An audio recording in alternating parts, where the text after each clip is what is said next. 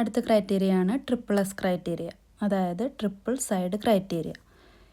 ഈ ക്രൈറ്റീരിയ എന്ന് പറഞ്ഞു കഴിഞ്ഞാൽ ഒരു ട്രയാങ്കിളിൻ്റെ 3 സൈഡും വേറൊരു ട്രയാങ്കിളിൻ്റെ 3 സൈഡിനോട് ഈക്വലായി കഴിഞ്ഞാൽ ആ 2 ട്രയാങ്കിളും കോൺഗ്രൻ്റ് എന്ന് പറയാം.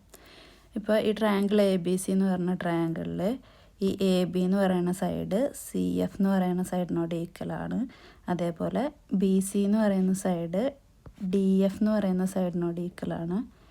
എ സി എന്ന് പറയുന്ന സൈഡ് ഡി ഇ എന്ന് പറയുന്ന സൈഡിനോട് ഈക്വലാണെങ്കിൽ ഇതിൻ്റെ 3 സൈഡും 3 സൈഡിനോട് ഈക്വലാണ്. അങ്ങനെയാണെങ്കിൽ നമുക്ക് ഈ 2 ട്രയാങ്കിളും കോൺഗ്രൻ്റ് ആണെന്ന് പറയാം. അപ്പോൾ triangle C B A congruent. അടുത്ത ട്രയാങ്കിൾ എങ്ങനെ എഴുതുക? ഈ രണ്ടും ഒരേ പാറ്റേണിൽ വേണം എഴുതാൻ. അപ്പോൾ സി ബി എ ഈ ഒരു പാറ്റേണിലാണ്. ഫസ്റ്റ് ഡബിൾ ഡാഷ് പിന്നെ സിംഗിൾ ഡാഷ് അല്ലേ. അപ്പോൾ ഫസ്റ്റ് ഡബിൾ ഡാഷ് ഈ സൈഡ് പിന്നെ സിംഗിൾ ഡാഷ് ഈ side, double dash single dash. അപ്പോൾ സ്റ്റാർട്ട് ചെയ്യണത് ഇവിടെ നിന്ന് എഴുതണം. അപ്പോൾ ട്രയാങ്കിൾ ഡി എഫ് ഇ ഇങ്ങനെ ഒരേ പാറ്റേണിൽ വേണം എഴുതാൻ.